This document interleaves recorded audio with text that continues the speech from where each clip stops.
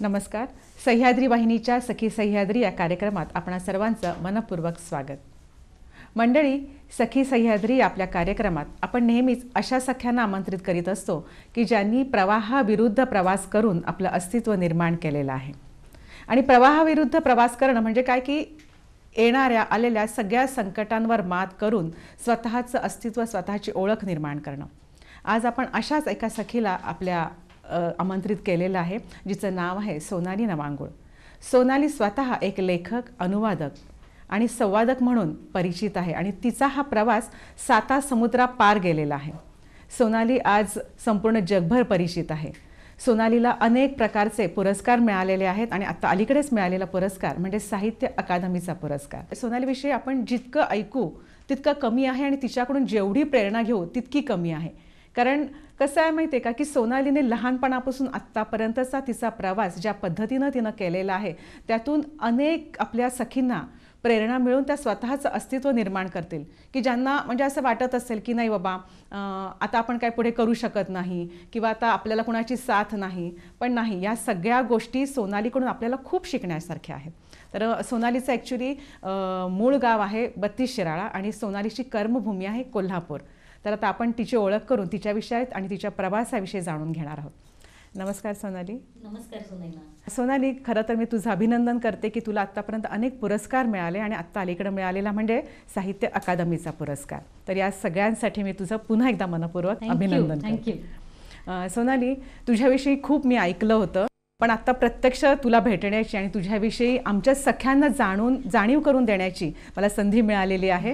त्याबद्दल मी खरंच आमच्या सह्याद्री वाहिनीचे खूप आभार मानते.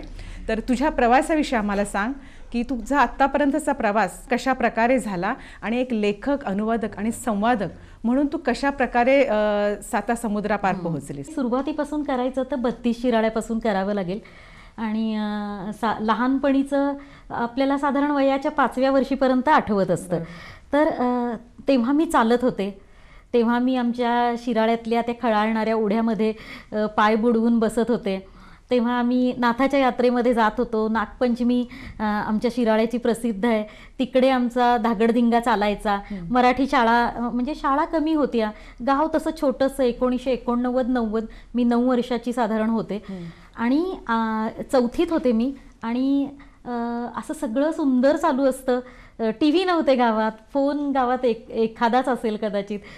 आणि त्यावेळी कथाकथनाच्या स्पर्धांना जाण्यासाठी मी आदल्या दिवशी घरी थांबले होते आणि मी आईबाबांना म्हटलं मी नाही जात शाळेला, कारण की मला पाठांतर करायचं, माझा नंबर आला पाहिजे ना. तर म्हणून मी घरी थांबले. आणि मग काय झालं की खेळायला गेले दुपारच्या वेळेत. आणि खेळायला गेल्यावर बैलगाडी समोर उभी होती आणि बैल सोडलेले होते आणि तिथे मी खेळायला गेले मागच्या भागात. आणि त्या अशा दोऱ्या लावलेल्या असतात, तिथे झोका घ्यायला गेले आणि ती बैलगाडी अचानक माझ्या अंगावर येऊन पडली. आणि त्यानंतरचं काही तासांचं मला आठवतच नाही. आणि जेव्हा मी डोळे उघडले तेव्हा लक्षात आलं की मला चालता येत नाही आहे आणि मला समोरची माणसं 4-4 दिसत आहेत. तर गावाला सुद्धा इतक्या मोठ्या अपघाताची सवय नव्हती. मुका मार लागतो, आणखी काहीतरी घाबरलेलं असतं माणूस, त्याच्यामुळे ते बिथरून चालत नाही वगैरे असं असेल. तर त्यांनी खूप वाट बघितली आणि दरम्यान असं झालं की अंगभर कळा सुटायला लागल्या. कारण मला वाटतं की असा मार बसला होता मला की लघवी पास व्हायची बंद झाली होती आणि त्या वेदनेनं मी तळमळत होते. लोकांना सुचेन असं झालं होतं. ते छोटंसं ग्रामीण रुग्णालय आणि तिथून मग मला मिरजेला हलवलं. पुढे तिथे ऑपरेशन्स आणि उपचार करून मग काय करायचं माझं म्हणून मग पनवेलला माझे काका होते, तिथं काही महिने आम्ही राहिलो. कारण अशा अवस्थेत परत मी येऊ शकत नव्हते. मग मुंबईच्या ऑल इंडिया इन्स्टिट्यूटच्या हॉस्पिटलमध्ये, चिल्ड्रन ऑर्थोपेडिक हॉस्पिटलमध्ये साधारण 1.5 वर्ष मी राहिले आणि तिथं एक्सटेन्सिव्ह उपचार माझ्यावर केले गेले आणि मला कुशीवर पण वळता येत नव्हतं. तर ती स्थिती त्यांनी थोडीशी बरी केली. आपल्याकडे हा मोठा प्रॉब्लेम आहे की पोलिओ माहीत असतो, ऑटिझम माहीत असतो, सेरिब्रल पाल्सी माहीत असतं किंवा दोन्ही हात नसणं, पाय नसणं याबद्दलचं ट्रेनिंग असतं. पण पॅराप्लेजिया झाल्यावर माणसाच्या बाबतीत कसं वागायचं किंवा त्यानं आपल्या संपूर्ण शरीराबाबतीत कसं वागायचं याचं ट्रेनिंगच नसतं. तर तिथं मला पोट दाबून युरिन कशी पास करायची याचं ट्रेनिंग दिलं गेलं. आणि मी हे इतक्या उघडपणानं सांगते कारण लघवी संडाससारख्या नैसर्गिक विधींवरचं नियंत्रण जातं तेव्हा माणूस न्यूनगंडग्रस्त होतो, इन्फेक्शन्स होतात त्याला आणि तो स्वतःला पूर्णपणे बंद करून घेतो, समाजापासून तोडून घेतो. आणि त्याचं जर प्रॉपर ट्रेनिंग तुम्हाला योग्य वयात मिळालं तर तुम्ही जगू शकण्याचे चान्सेस असतात. आणि त्या लोकांनी मला 1.5 वर्षानं शिराळ्याला पाठवलं. पण मी लहानची होते, कन्फ्यूज होते, तर लोकांशी कसं वागायचं त्याला मला वेळ लागला. पण ॲटलिस्ट मी निराशेनं खचलेली नव्हते. मला 4 लोकांची गप्पा मारता येत होत्या.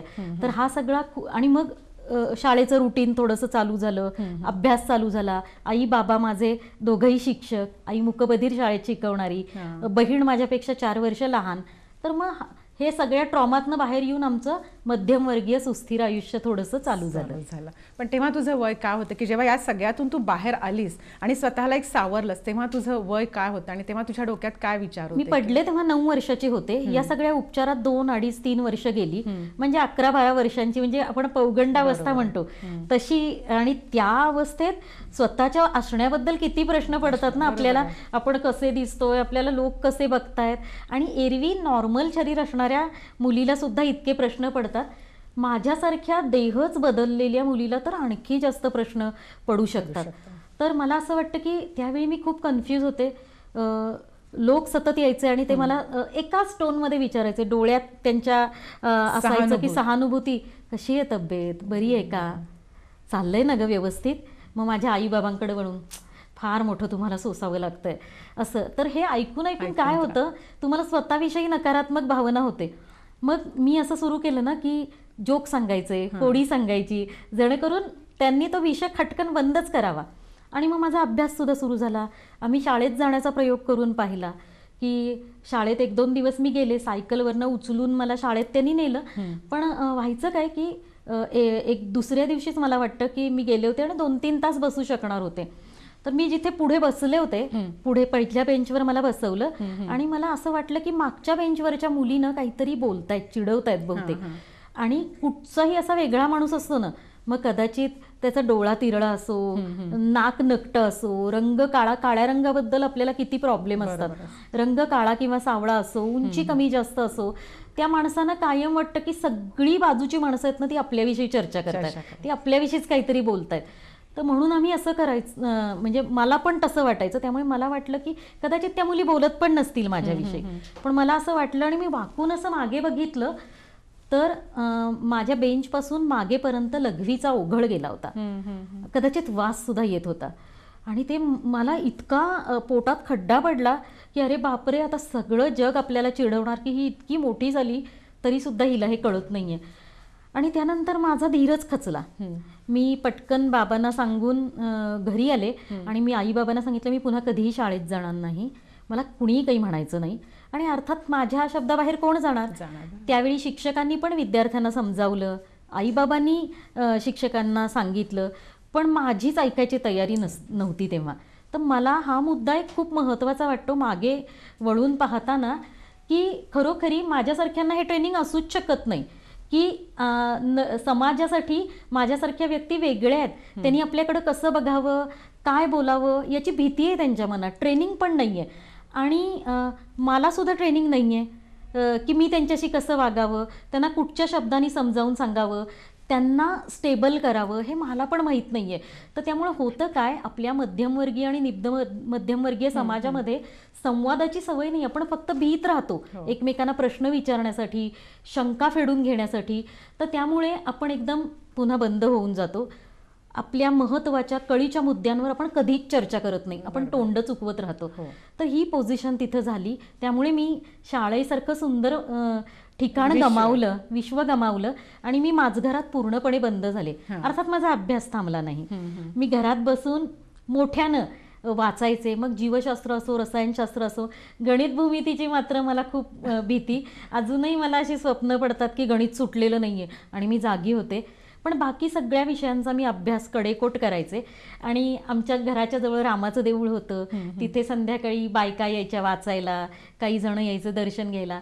तर रस्त्यावरनं जाणाऱ्या प्रत्येकाला मी हाक मारायचे आणि माझा जो काही अभ्यास आहे तो त्यांना मोठ्यानं वाचून दाखवायचे.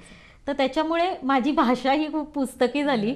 आणि माझं 10वी पर्यंतचं मग असंच चालू राहिलं. आणि 10वीत जेव्हा माझा पहिला नंबर आला तेव्हा मला वाटलं की थोडंसं आपण हुशार असू शकतो.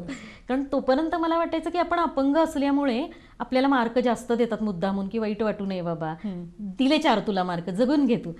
तर मला वाटतं की त्यावेळी माझा न्यूनगंड थोडासा कमी झाला. मग मुद्दाम मी इंग्रजी विषय घेऊन ग्रॅज्युएशन पूर्ण केलं. मला चांगले मार्क मिळत गेले आणि कुठलाही विषय बोलायची मला कधी भीती वाटायची नाही. पण माझघरातल्या कम्फर्ट झोनमध्ये, त्याच्या बाहेरचं जग काय मला काहीच कल्पना नव्हती. सोनाली, तू आता तुझ्या बालपणाविषयी सांगितलंस, पण आता कसं असतं की माणसाचं खरं आयुष्य म्हणतात ना की तरुणपण, की कॉलेज लाईफ, तर ते कॉलेज लाईफमध्ये या सगळ्या गोष्टी तू कशा काय निभावून नेल्यास? कॉलेज लाईफचं केवढं आकर्षण असतं आपल्याला. पण तुला माहिती आहे का सुनई ना, की माझ्यासारख्या माणसाला तो एक उत्स्फूर्त ज्वलंत सुंदर अनुभव असतो ना, त्याच्यापासून टाळलंच जातं. अपंग माणसं सुद्धा नॉर्मल माणसांसारखीच लैंगिक भावभावना असणारी व्यक्ती असतात, याची आपल्या समाजात काही कल्पनाच नाहीये. कारण सर्वसाधारण समाजाला असं वाटतं की अपंग माणसांचा रोजचा जगण्याचा संघर्षच इतका मोठा असतो की त्यांना काय करायचं ना हे सगळं, असं बिचाऱ्यांना वाईट वाटेल वगैरे. तर म्हणून मी मुद्दाम इथे हा तू प्रश्न विचारतेस तेव्हा उल्लेख करतेय. आणि कॉलेजमध्ये सुद्धा मी केव्हा गेलीये तर फक्त परीक्षेपुरती गेलीये. आणि परीक्षेच्या वेळी मग लहानपणीचा काही प्रश्न नव्हता, पण परीक्षेच्या वेळी मला असं सायकलवरनं काखेत किंवा असं दोन्ही हातांवर उचलून आत नेऊन ठेवायचे परीक्षा हॉलमध्ये ना, तेव्हा सगळी तरुण मुलं मुली परीक्षेला आलेली घोळका करायची आणि माझ्याकडे बघत बसायची. आणि मी इतकी थरकाप व्हायचा माझा रागानं, तळपायाची मस्तकात जाते असं सुद्धा मी म्हणू शकत नाही, कारण कमरेखाली मला संवेदनाच नाही आहेत. तर पण मला इतका राग यायचा आणि मी चिडून म्हणायचे, काय इथं तमाशा लावलाय, सर्कस चालू आहे, कशासाठी इथे बघताय तुम्ही? आणि मग सगळे एकदम पाठीमागं जायचे. पण मी तुला सांगते की हा राग आमच्यासारख्यांमध्ये ठासून का भरलेला असतो, का आमचे शब्द इतके धारदार असतात, याचं कारण की आमच्याकडं बघण्याची दृष्टीच वेगळी आहे. आणि ही कोंडी आहे बरं का. ही दृष्टी वेगळी व्हावी म्हणून माझ्यासारखी माणसं संवाद करत नाहीत, आणि समोरची माणसं सुद्धा भिवून, ऑकवर्ड वाटून, संशय वाटून किंवा आणखी कुठच्या तरी कारणानं आमच्याशी बोलायला बघत नाहीत. आणि ही कोंडी कधीच फुटत नाही. ही कोंडी अलीकडे जेव्हा मी मेनस्ट्रीममध्ये राहायला लागली आहे तेव्हा मी फोडलेली आहे. तर कॉलेजमध्ये, त्यामुळे कॉलेजचा जो अनुभव असतो, आपलं तारुण्य सुलभ ज्या गोष्टी असतात, सुंदर दिसावंसं वाटणं वगैरे, ते सगळं मी करायचेच. मला आजही खूप टिपटॉप राहण्याची आवड आहे आणि मी तेव्हाही खूप आवरून असायचे. पण तेव्हा रस्त्यावरनं येणाऱ्या बायका मुली वगैरे असं माझ्याकडे बघायच्या आणि म्हणायच्या, किती ग साजरी दिसते. पण काय करायचं बिचारी. मग हे जे मिचमिच मिचमिच आहे ना, त्यानं तुमचं जे सुंदर आवरलेलं असतं त्याचा मूड खलास होऊन जातो.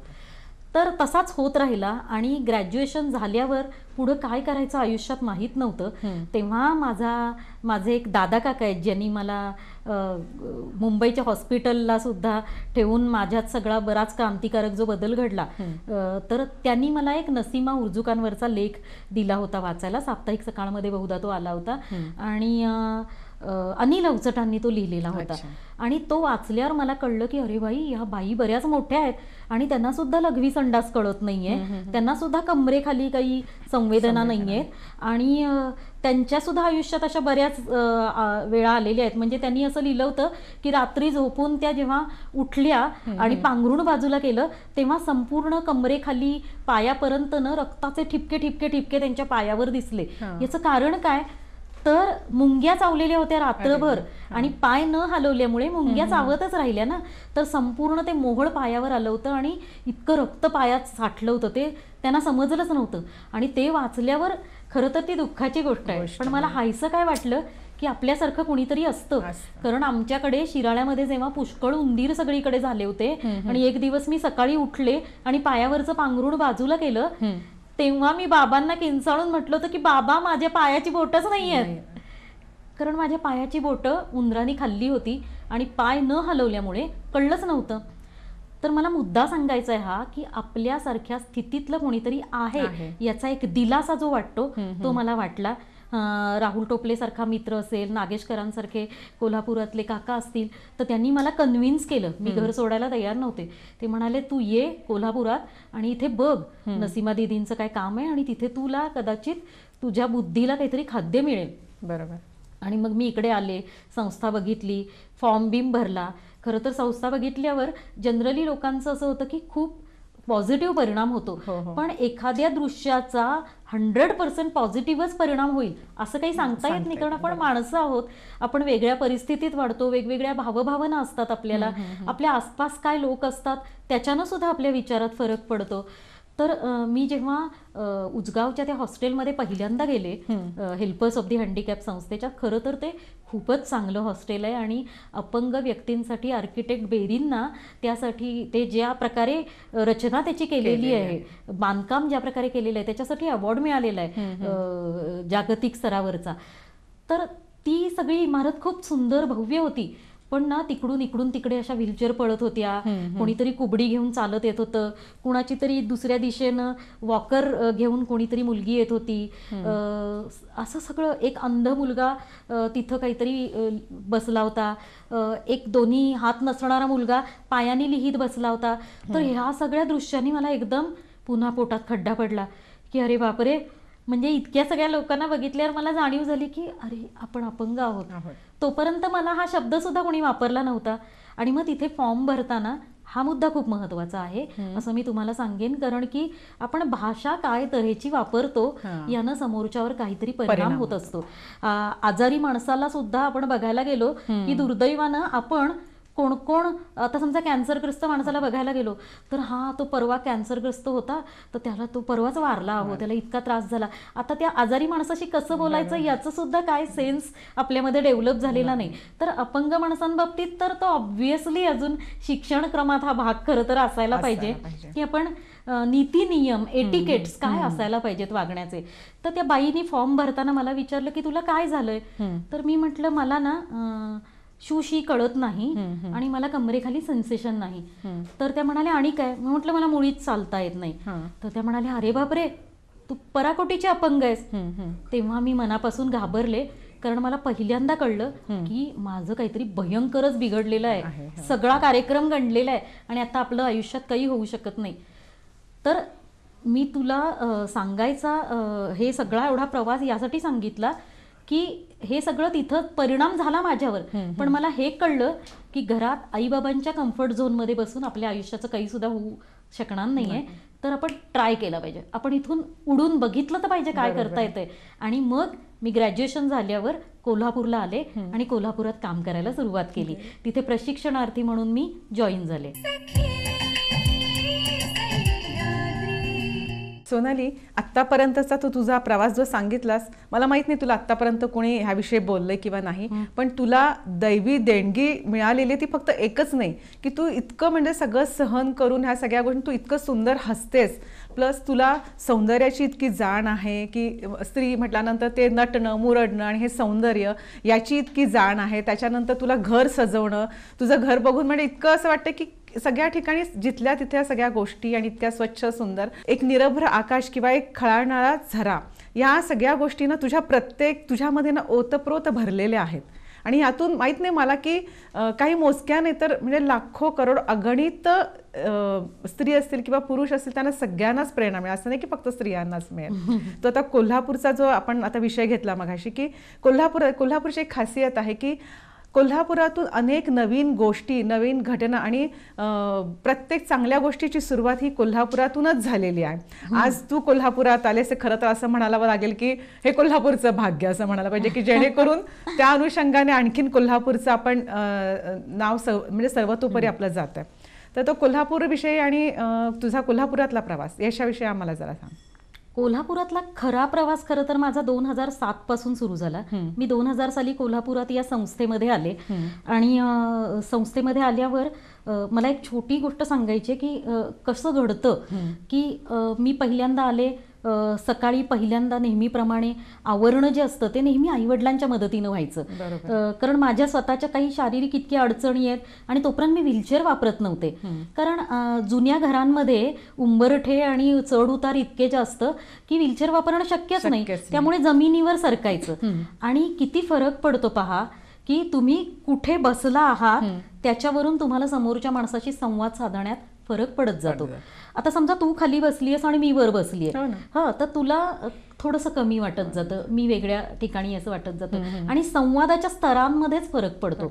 तसं मी अचानक व्हीलचेअरवर आले. व्हीलचेअर चालवण्याचं स्किल हे मी 1-2-3 तासात शिकले की कुठचं चाक घट्ट धरल्यावर कुठच्या बाजूनं कसं वळायचं. आणि तुला गंमत सांगते की माझ्या घरी जी लहान मुलं येतात ना ती सगळी मला बाजूला बसवतात आणि म्हणतात आता सोनाली मावशी किंवा सोनाली, म्हणजे माझ्या मित्राचा मयूरचा मुलगा इवान तो मला सोनालीच म्हणतो, सोनाली किती वेळ बसतीस याच्यात, थोडा वेळ बाजूला बस की, आम्हाला चालवू दे की जरा व्हीलचेअर. तर अशी गंमत झाली आहे की मग मी कोल्हापुरात आल्यावर 2000 ते 2007 हे थोडंसं मोकळं पण तरी पण बंदिस्त आयुष्य होतं. म्हणजे माझघरापेक्षा आणखी मोठी स्पेस पण बंदिस्त स्पेस. कारण NGOची सामाजिक संस्थेची काम करायची एक विशिष्ट रीत असते. तर तिथल्या रीतीमध्ये मी उठून दिसत होते. कारण थोडीशी बडबडी, कशालाच न घाबरणारी, स्वतःला नीटनेटकं ठेवण्याची इच्छा असणारी अशी मी मुलगी होते. आणि मी वासरात लंगडी गाय शहाणी ही म्हण तिथे खरोखरी वापरावी अशी होते की माझी भाषा चांगली होती, माझं लेखन चांगलं होतं. कदाचित त्या अभ्यासातला थोडा किडा असल्यामुळे ते असेल, पण त्यामुळे ना मला मंत्रालयापासून कुठेच कधी कशी जायची भीती वाटायची नाही. तर 2000 साली जेव्हा मी पहिल्यांदा आले आणि मी पहिल्यांदा त्यांच्या ऑफिसमध्ये गेले तेव्हा सगळं माझ्या पुढे नवीन होतं ना, की मी कोणीतरी काम करणारी म्हणून तिथं मला बघत होते. आणि मी तिथे टेबलपाशी जाऊन बसले तर विचारलं त्यांना की काय काम करायचंय. तर ते त्यांची गॅस एजन्सी सुद्धा होती आणि त्यांनी मला ती कार्ड दिली गॅस एजन्सीची आणि सांगितलं की या विशिष्ट ठिकाणी ना शिक्का मारायचा आहे. मी म्हटलं बरं ठीक आहे, शिक्का मारते. पण माझ्या मनात असं आलं नाही बरं का की आजकाल बऱ्याच लोकांना आपल्या योग्यतेचं हे काम नाही, माझं काय शिक्षण आहे, माझी काय हैसियत आहे आणि मला काय सांगता तुम्ही, असे डोळ्यात लगेच भाव उमटतात. आणि मला असं वाटतं की मी कामायोग्य आहे असं कोणाला तरी वाटतं, द्या मला काहीही काम. आणि मी दिवसभर मनपूर्वक शिक्का मारण्याचं काम केलं. तो शिक्का मारताना सुद्धा तो किती शाईट डीप केला पाहिजे किंवा तो उलटा सुलटा उठू नये म्हणून त्याची पोझिशन कशी धरली पाहिजे, शाईट डीप केल्यावर तो किती दबाव दिला की तो नीट उठतो, हे सुद्धा स्किल आहे यार.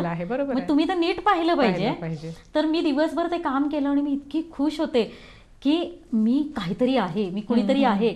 आणि मग तिथलं रुटीन आयुष्य एक माझ्या उत्साहामुळे मला कामाला नवीन नवीन अव्हेन्यू खुले होतच गेले. मग मी कधी पत्र लिहिली, कधी भारतभरातून येणाऱ्या अपंग माणसांची त्यांचे फॉर्म भरण्याच्या निमित्तानं वेगवेगळ्या गप्पा मारल्या की त्यांच्या काय अडचणी आहेत काय, हे सगळं नीट समजून घेतलं. कारण मला माझ्या अडचणींची नीट माहिती होती, त्यामुळे कुणाशी बोलायला काहीच प्रॉब्लेम यायचा नाही. शिवाय व्हीलचेअरचा सराव झाला. व्हीलचेअरवरनं कमोडवर शिफ्ट होऊन आपली आपली आंघोळ कशी करायची आणि कपडे घालून कसे बाहेर यायचे याचा सराव झाला. आता एक लक्षात घे की माझ्यासारख्या कमरेखाली सेन्सेशन नसणाऱ्या माणसाला सुरुवातीला बाथरूम मधनं आंघोळ करून बाहेर आलं की टॉवेलमध्ये लपेटून बेडवर शिफ्ट व्हायचं.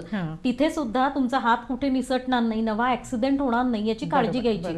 आणि बेडवर शिफ्ट झाल्यावर जेव्हा कमरेत ताकद नसते ना तेव्हा तुमची पॅन्ट, सलवार जे काही तुम्ही घालणार असता ते घालताना 4-4 तास जातात. कारण तुम्ही गादीवर बसता, तुमचा पाय हातात घेता, सलवार घालायचा प्रयत्न करता, त्यावेळी तुम्ही 10 वेळा मागे पडता आणि पुन्हा उठून तुम्हाला तो पुन्हा नवा सराव करायचा असतो. आणि आता तुला सांगते की या सगळ्या गोष्टींचा इतका सराव झाला आणि मी याचं ट्रेनिंग अगदी भूकंप झाल्यावर भुजमध्ये पुष्कळशा स्त्रिया पॅराप्लेजिक झाल्या होत्या, तिथं यांच्या ग्रुप बरोबर जाऊन तिथं या स्त्रियांना मी ट्रेनिंग दिलेलं आहे, पुरुषांना ट्रेनिंग दिलेलं आहे की डायपर आपला आपला कसा घालायचा, सलवार कशी घालायची. ज्या गोष्टीला मला 2-2 तास लागायचे ती गोष्ट आता मी 5 मिनिटात टॉयलेटमधनंच आटपून येते. तर पुन्हा गोष्ट अशी असते की हा सरावाचा भाग आहे. रोज तुम्ही रडत बसला तुमच्या दुःखांवर तर काही अंतच नाही, तुम्हाला रोज रडावंच लागणार आहे. पण पुन्हा बरं दुःख करूया, दुःख काय वाईट नसतं, त्याच्यातनं तुम्ही शिकता, पण रोज नवं दुःख करूया ना. 20 वर्षापूर्वीचं दुःख आज सुद्धा होत असेल तर आपल्यात काही अर्थ नाही. तर त्यामुळे मी ते सगळं शिकले आणि महिन्याभरातच मला मंत्रालयात जायची संधी मिळाली. नसीमा दिदी जाणार होत्या आणि त्या म्हणाल्या यावेळी तुला ट्रेनिंग देणार आहे, तू चल. आणि त्यावेळीची गंमत सांगते तुला की मी आता कशी स्वतः स्वयंपाक बिपाक करते, त्यामुळे मी मजबूत झालेली अशी, गाल बिल असे चांगले वर आलेत. तर त्यावेळी मी अशी एकदम काय मुंबईचे लोक म्हणतात ना सुकडा बोंबील, तशी मी होते. तर आणि एवढी मोठी व्हीलचेअर होती. आता माझी व्हीलचेअर माझ्या मापाची आहे, त्यावेळी मोठी व्हीलचेअर होती. तर मंत्रालयात तिथे ते सगळं प्रोसिजर जी करतात की पास घेणं वगैरे ती आम्ही केली. आणि तिथे बंदूक घेऊन त्या गेटजवळ 2 पोलीस उभे असतात ना, तर नसीमा दिदींची व्हीलचेअर अशी आत गेली गेटमधनं आणि नंतर माझी व्हीलचेअर आत जायला लागली. तर आत व्हीलचेअर जायला लागल्यावर त्या पोलिसांनी विचारलं क्यू बेटा माके साथ आई हो, आणि माझा कॉन्फिडन्सच गेला. कारण त्या एकदम मजबूत साधारण 5.5 पावणे 6 फुटी बाई ज्या व्हीलचेअरवर बसल्या त्या दिसूनच येतात. मी एवढी एवढीशी, तर मी मा के साथ आई हो बेटा असं म्हटल्यावर मी कामायोग्य असं कोण समजणार मला. पण मी आत गेले. मग नसीमा दिदी एका ग्रुपमधनं काम करून आले, एका ऑफिसातनं. मग मी पण गेले. तर दिदी म्हणाले आता त्या शालेय विभागाच्या ऑफिसमध्ये तू जा. मी म्हटलं नाही बाबा, पुढच्या वेळी मी जाते, मी आत्ता काय जाणार नाही. तर मग मला त्या म्हणाल्या की पुढची वेळ अशी कधीच नसते. कुठलंही काम करताना पहिल्यांदा नवीनच असतं, ते एकदा केलं की जुनं होणार ना. नाही आत्ताच जायचं तू. मग मी गेले. मग सचिवांची वेळ मिळणं शक्यच नसतं. तर त्यांना असं वाटलं की कोण ही चुणचुणीत मुलगी आली बहुधा, आणि त्यांनी मला वेळ दिली आणि त्यांनी मला सांगितलं फक्त 10 मिनिटं आहेत सरांकडे, पटकन बोला. आणि तुला सांगते मी आत गेले. मी त्यांना अल्बम दाखवला. त्यांना सुद्धा कुतूहल वाटलं असेल की केवढीशी ही मुलगी आहे, कशी कॉन्फिडेंटली काम करते. आणि जिथे ना 10 मिनिटात बाहेर यायचं होतं, मी 1 तासाने बाहेर आले आणि त्या सरांबरोबर कॉफी घेऊन बाहेर आले. आणि मला कळलं की आपण जरी कामात नवे असलो, आपला नवखेपणा दिसला तरी हरकत नाही, पण आपण नवे आहोत याची जाहिरात आपणच कशाला करत सुटायचं. आणि कधी कधी न लपवणं सुद्धा चांगलं असतं. आणि समाजात चांगली माणसं असतात, ती तुमच्या कामाकडे नीट बघतात, ती तुम्हाला रिस्पेक्ट करतात. पण तुम्ही तुमचा रिस्पेक्ट करताय का? तसं करत असाल तर समाजाकडनं तुम्हाला तोच रिस्पॉन्स मिळेल. आणि मग मी ते काम करून कॉन्फिडेंटली आले. आणि मी पुन्हा कुठल्याच मंत्रालयात, आयुक्तालयात, राष्ट्रपती भवनात, पंतप्रधान कार्यालयात जायला कधीच घाबरले नाही. या सगळ्या भीत्या ज्या आहेत ना, त्या ओलांडून पुढे गेल्यावर मला असं वाटतं की खूपच छान अनुभव येतो. आणि तो अनुभव मला प्रत्येक वेळी येत गेलाय. तू आता जे सांगितलंस ना की बाबा दुःखाची जाणीव, दुसऱ्याचं मन जाणून घेणं, बरोबर आहे की संस्कृती म्हणजेच काय की दुसऱ्याच्या स्वतःच्या मनावर ताबा आणि दुसऱ्याच्या दुःखाची जाणीव. आणि हेच मत कुठेतरी माणूस कमी पडतं की दुसऱ्याच्या दुःखाची जाणीव होतच नाही, फक्त आपलीच दुःख आपण कुरवाळत बसतो. त्यामुळे आपल्याबरोबर इतरांच्या दुःखांची जाणीव होणं आणि ते जाणून घेणं हे अत्यंत महत्त्वाचं आहे. आता तू जसं म्हणालीस ना की आत्तापर्यंतचा प्रवास केला वगैरे, ह्या सगळ्या गोष्टी ज्या आहेत, तर त्यातून एक वेगळेपण असं आपल्याला जाणवतं की बाबा दुसऱ्याकडे बघण्याचा जो दृष्टिकोन असतो ना तो बदलला पाहिजे. तर याविषयी जरा आम्हाला सांग. अपंग माणसांकडे बघण्याचे काही स्टिरियोटाइप्स समाजात तयार झालेत. तर त्याचा पहिला मोकळा अनुभव मला कधी आला तर मी हेल्पर्समध्येच होते आणि वर्षातून वेगवेगळ्या सहली तिथे निघायच्या. आणि माझी पहिली सहल होती ती संस्थेबद्दलची. आणि सहलीची तयारी कशी करायची, एस्कॉट्स कसे नेमायचे वगैरे हे सगळं करून आम्ही संध्याकाळच्या सुंदर वेळेला जुहू बीचला पोहोचलो. आणि वातावरण फार बीचला मजाच येते ना, इतकी माणसं असतात, ती खेळत बिळत असतात, हसण्याचे आवाज ऐकू येत असतात, एक माहोल असतो. आणि त्यावेळी तर सूर्य मावळतीला आला होता, सुंदर. आणि आम्ही पाण्यात जाणार होतो. मी जेव्हापासून अपंग झाले तेव्हापासून मी अशी पाण्यात कधीच गेले नव्हते. पण समुद्रात आम्ही पुष्कळ वेळा गेलो, पण मी लांबून बघायचे समुद्र. आणि मग आई बाबा किंवा कोणीतरी मामा किंवा काय म्हणायचे की उगीच त्रास नको तुला, पाण्यात नको, उगीच काहीतरी नवीन व्हायला नको. त्यामुळे मी पाण्यापर्यंत गेलेच नव्हते कधी. आणि या सहलीत नसीमा दिदीनी सांगितलं सगळ्यांना की सगळे पाण्यात उतरू देत. आणि ज्यांना चालायला येतंय नाही येतंय, हात आहेत नाही आहेत, अंध आहेत, कुठचीही काही अडचण असेल तरी त्या प्रत्येक माणसाला त्या एस्कॉट्सनी जुहू बीचच्या त्या समुद्रात उतरवलं. आणि आम्ही सगळे समुद्रात आनंदानं नाहत होतो. इतकी मजा येत होती की पाण्याची ती पहिली लाट अशी अंगावर आली ना, इतकं भारी वाटलं की अरे बापरे, हा काय स्वर्गीय अनुभव आहे, स्वतःला विसरून. खरंच आहे ना. आणि नंतर आम्ही 2-2.5 तास मुबलक खेळून, आणि मला इतकी मजा येत होती. आता मी काय समुद्रात अशी जाणार नाही ना, अशी आपली आपली पुढे. तर मला त्याचा अनुभव येण्यासाठी 2 एस्कॉट्सनी माझ्या खांद्याला धरलं आणि समुद्रात पुढे पुढेपर्यंत असं मला नेलं आणि मग परत खेचत खेचत मागे आणलं. तर हा खेळ अवयव गमावल्यामुळे आयुष्यातला किती सुंदर खेळ आहे हा मला कळलाच कळलाच नसता ना. नसतं. बरोबर मग असं एकत्र गेल्यामुळे कळलं आणि मग आम्ही भरपूर दमलो खेळून खेळून. आणि त्याच्यातली गंमत तुला सांगते, त्यावेळी कधी पाण्यात अशी भिजले नव्हते ना, तर सगळ्या पॅराप्लेजिक्सना, आता तर मला युरिनसाठी कॅथेटर आहे, पण त्यावेळी कॅथेटर नव्हतं, त्यावेळी डायपर घालायचो आम्ही, तर पाण्यात जाताना डायपर काढला पाहिजे हेच कळलं नाही. त्यामुळे मी आधी हलकी होते, पाण्यातनं आपण बाहेर आल्यावर आपण जडच होतो, पण तो डायपर त्याच्यात किती 2-4 लिटर पाणी गेलं असेल, तो फुगला होता, त्यामुळे मला उचलणंच कठीण झालं. आणि आम्ही जोक करत होतो की अरे डायपरचं वजन आणि मॅडम आम्हाला उचलायला लावतायत, मॅडमचं वजन आम्ही उचलतोच आहे. तर इतकी मजा आली. तर या गोष्टी एरवी काय वाटतं आपल्याला, ऑकवर्ड वाटणारी आहेत ना. आपण डायपर घालतोय, आपण सॅनिटरी नॅपकिन वापरतोय आणि कॅथेटरची ट्यूब आहे आपल्या युरेथ्रातनं बाहेर आलेली, याचं ऑकवर्ड वाटण्यासारखं काही नाही ना. आपलं शरीर आहे हे, आणि आपल्या शरीराला योग्य गोष्टी आपण करतोय. आणि त्याच्यात पुन्हा मग या गोष्टी आपण स्त्रियांमध्येच बोलायच्या का? नाही, पुरुष आपल्या बरोबर वावरतात, पुरुषांनाही या गोष्टी माहीत हव्यात. कशासाठी ऑकवर्ड राहायचं? आणि शेवटी माणसांचा देह आहे, तो एकमेकांना समजूनच दिला पाहिजे. तर ते सगळं झालंच. आणि मग आम्ही असे बसलो उन्हात मस्तपैकी, आणि आजूबाजूचे लोक असे एवढे 80 लोक बसलेत समुद्र किनाऱ्यावर, आणि ते अपंग आहेत सगळे, आणि बरं अपंग आहेत आणि दुःखी नाहीत. माय गॉड, दुःखी कसे नाहीत हे लोक? आणि भेळ खातायत, त्यांना मज्जा येते, हे कसं काय शक्य आहे? तर ज्येष्ठ त्यातल्या त्यात नसीमा दिदी दिसत होत्या, त्यामुळे बरेच लोक बोलत होते. त्यातल्या एका माणसानं धाडस केलं, आणि एका माणसानं पुढे येऊन नसीमा दिदीनं विचारलं, आप हो इन सबकी प्रमुख? तर त्या म्हणाल्या, हाँ हूँ. कहाँ से आए हो आप? तो त्या म्हणाल्या, कोल्हापूर से आए हैं, इन सब बच्चों को साथ लेके आए हैं, उनको मुंबई दिखानी है. तर मग ते म्हणाल्या, अच्छा बरोबर, अच्छा लेकिन इन सब बच्चों के साथ ऐसे कैसे हो गया? तर दीदीना तो प्रश्नच कळला नाही. बरोबर. दीदी म्हणाल्या, नहीं ये ऐसे मतलब कोई जन्म से है, कोई का बाद में एक्सीडेंट हो गया, तो ऐसे हो जाता है ना, लेकिन ये सब सीख रहे हैं, शिक्षा ले रहे हैं, अपने अपने बलबूते पे खड़े होने की कोशिश कर रहे हैं. तो म्हणाले, वो तो सब ठीक है माँ जी, लेकिन इतने सारे बच्चे अपाहिज कैसे हो गए? दुख लगता है, माँ होते हुए आपको दुख तो लगता होगा. तर त्यांना वाटलं की ही सगळी नसीमा दिदींचीच मुलं आहेत, आणि एक व्हीलचेअर बाई आहे. तर व्हीलचेअर बाउंड माणसाला किंवा कुबडी घेणाऱ्या माणसाला अपंगच मुलं होतात, हा कसला समज आहे ना.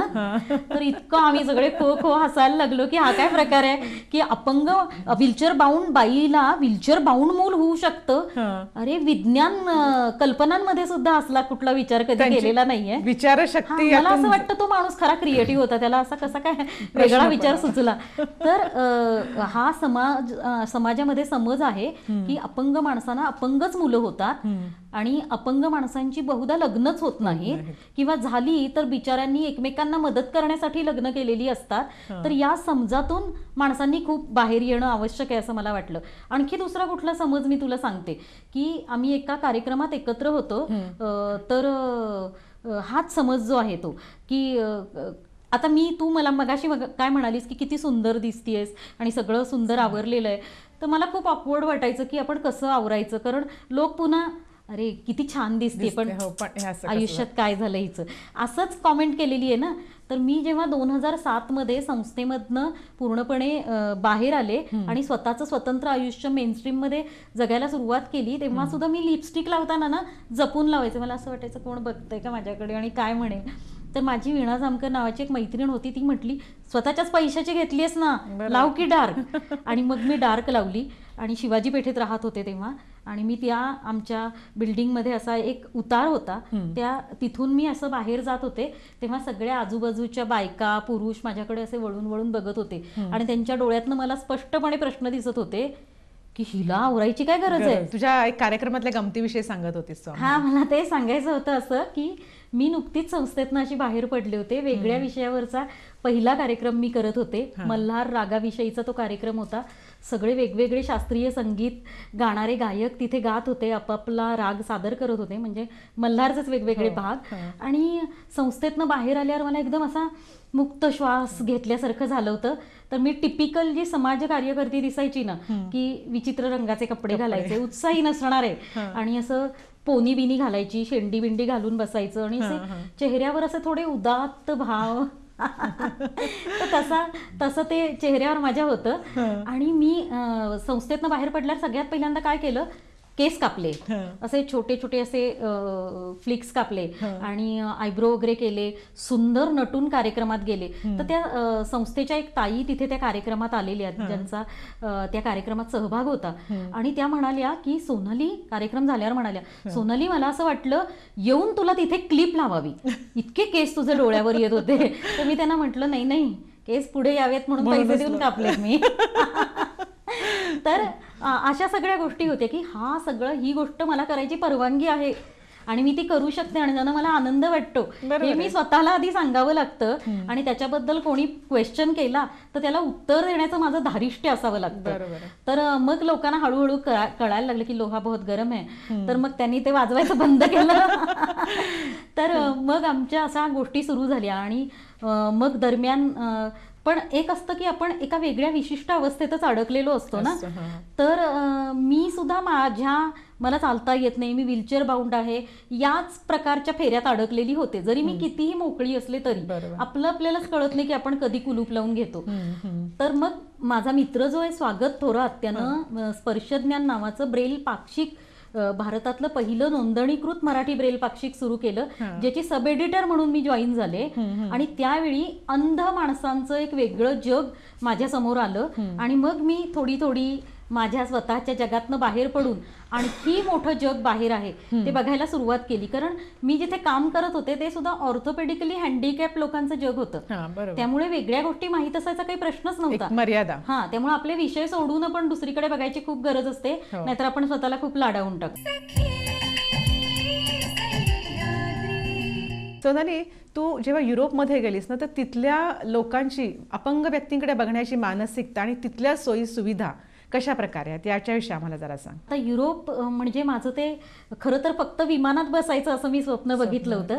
आणि आमचे जे मित्रमैत्रिणी आहेत ज्यांना माझी व्हीलचेअर ढकलल्यावर अपंग माणसांची खूप मोठी सेवा केली असं वाटत नाही, असा आमचा सगळा ग्रुप होता. ज्यांना चित्र बघायची होती, शिल्प बघायची होती, वेगवेगळं आर्किटेक्चर बघायचं होतं. आम्हाला टुरिस्ट प्रमाणे प्रवास करायचा नव्हता. आणि तुला खरं सांगते की मी एक लेखक आहे, अनुवादक आहे, तर माझ्यासाठी असं आपल्या वेगळ्याच, आपण नेहमी राहतो त्या प्रदेशातून वेगळ्याच ठिकाणी उठून जाणं यानं खूप फरक पडतो. तुमचा दृष्टिकोन बदलतो, तुम्ही ज्या ठिकाणाहून सगळ्या गोष्टी बघत असता ते ठिकाण वेगळं होतं ना, त्यांना सगळं बदलतं. आणि युरोपमध्ये अगदी विमानात बसल्यापासून हा प्रवास सुरू झाला होता. आणि मी बघितलं की अबुधाबीला आमच्या विमानानं ब्रेक घेतला होता आणि नंतर मग ॲम्स्टरडॅममध्ये आम्ही उतरलो. ॲम्स्टरडॅम पासून ते मधली सगळे जे देश आहेत ते इटलीपर्यंतचे आम्ही बाय रोड पाहिले. आणि मी तुला सांगते, आम्ही व्हॅन गॉगच्या म्युझियम पासून ते बिनाले जो होतो व्हेनिसमध्ये, पाण्यानं वेढलेलं इटलीमधलं ते व्हेनिस शहर, जिथं पूर्ण चित्र, शिल्प आणि यांचा महोत्सव सुरू असतो, दर 2 वर्षांनी तो होतो, तो सगळा आम्ही अनुभवला. आणि मी तुला सांगते की व्हीलचेअरला कुठे काही अडचणच आली नाही. कुठल्याही विमानतळावर व्हीलचेअरसाठी वेगळं टॉयलेट आहे, तिथे सगळीकडे रॅम्प्स आहेत. अबुधाबीमध्ये तर एवढी मोठी विमानतळं फिरण्यासाठी पॉवर व्हीलचेअर ठेवलेल्या होत्या. वेनिस सारखं शहर तर पाण्यानं किती वेढलेलं आहे, पण तिथे 4 पायऱ्या असल्या तरी सुद्धा त्या 4 पायऱ्यांसाठी एक पोर्टेबल लिफ्ट होती जिथे मला जाता येत होतं. तर मला काय वाटतं, या सगळ्या सोयी सुविधा असणं, छोट्या छोट्या हॉटेलमध्ये सुद्धा विशिष्ट तऱ्हेचं रॅम्प असणं, रेलिंग असणं त्या ठिकाणी, यांना खूप फरक पडतो. की असं वाटतं की अपंग माणसाचं इथं स्वागत आहे.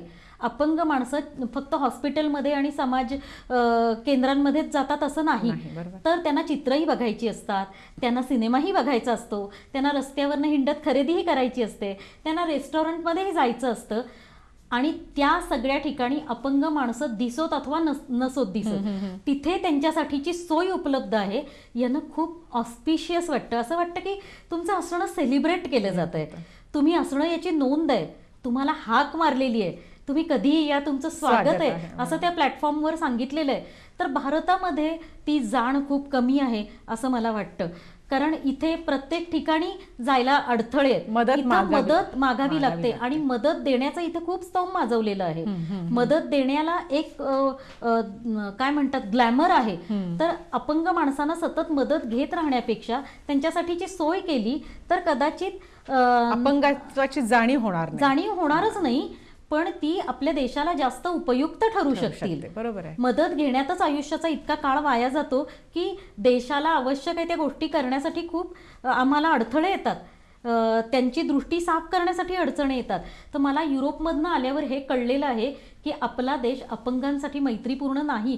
काही प्रमाणात प्रयत्न सुरू आहे, पण मला लायब्ररीत जायचंय, मला एसटी स्टँडवर जायचंय, मला वेगवेगळ्या हॉस्पिटल्समध्ये जायचंय, मला मनोरंजन केंद्रात जायचंय, मला ATM मधनं स्वतःचे पैसे काढायचे. स्वतः कमवलेले पैसे काढण्याची सुद्धा माझ्याकडे सोय नाहीये. तर मला असं वाटतं बाहेरच्या देशांमधनं मी इथं परत आल्यावर की अशा सोयी झाल्या तर अपंगांसाठी अतिशय मैत्रीपूर्ण हा देश झाला तर GDP मध्ये योग्य भर घालण्यासाठी आम्ही एक चांगले कॅन्डिडेट आहोत आणि आम्ही बौद्धिक व्यक्तिमत्व सुद्धा आहोत. आम्हाला काम करायचंय, पण ते काम करण्यासाठी प्लॅटफॉर्म आम्हाला हवाय.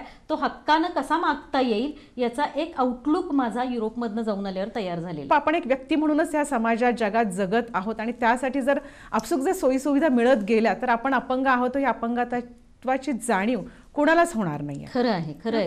सोनाली, तू लेखक, अनुवादक, संवादक म्हणून काम करत आली आहेस आत्तापर्यंत, पण तुला साहित्य अकादमीचा जो पुरस्कार मिळाला तो अनुवादक म्हणून मिळाला. तर हे अनुवादन करताना त्यावेळेचे तुझे अनुभव किंवा म्हणजे त्याविषयीचं जर आम्हाला सांग. मी तुला सांगते की अनुवादाविषयी म्हणजे बरेच जण असं म्हणतात की तुम्ही अनुवाद करताय हे ठीक आहे, पण तुम्ही स्वतःचं काही लिहिता की नाही. तर मला असं वाटतं की मी अनुवादाला ना कमी पातळीचं आणि स्वतःच्या लिखाणाला वरच्या पातळीचं असं मानतच नाही. कारण अनुवादातून मला स्वतःच्या भाषेविषयी जास्त कळलं. आपण असं म्हणतो की आपल्याला म्हणजे मोठे मोठे अभ्यासक असं म्हणतात की आपण दिवसभरातनं 150-200 पेक्षा जास्त शब्द वापरतच नाही. तर वेगवेगळ्या भावनांना काय नेमके शब्द असतात ते अनुवाद करताना मला जास्त कळलेले नाही. तर आपण तेच तेच तेच तेच पुन्हा वापरत राहतो. अलीकडेच तुला अनुवादक म्हणून साहित्य अकादमीचा पुरस्कार मिळालेला आहे. हो. तर त्या पुरस्काराविषयी आम्हाला थोडं सांग. हां, आता हे जे पुस्तक आहे मध्यरात्री नंतरचे तास, हे सलमा नावाच्या तमिळ लेखिकेचं आहे. इंग्रजीवरून मी मराठीत अनुवाद केला.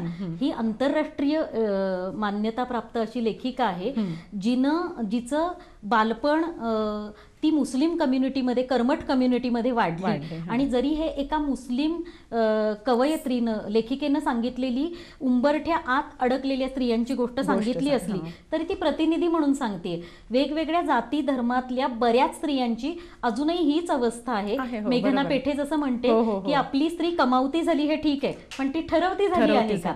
तर मला वाटतं हाच मुद्दा सलमाला सांगायचा आहे आणि तिची ती 578 शब्दांची मोठी अशी कादंबरी आहे जिथं उंबरठ्या आत अडकलेल्या स्त्रियांचं कोंदटलेलं जग आणि त्यांनी आपल्या छोट्या छोट्या स्वातंत्र्यासाठी मारलेल्या धडका याचं प्रदीर्घ वर्णन आहे. त्याच्यात खूप कॅरेक्टर्स आहेत आणि सगळ्यात महत्वाचं म्हणजे स्त्री विरोधात पुरुष अशी त्याची रचना नाही.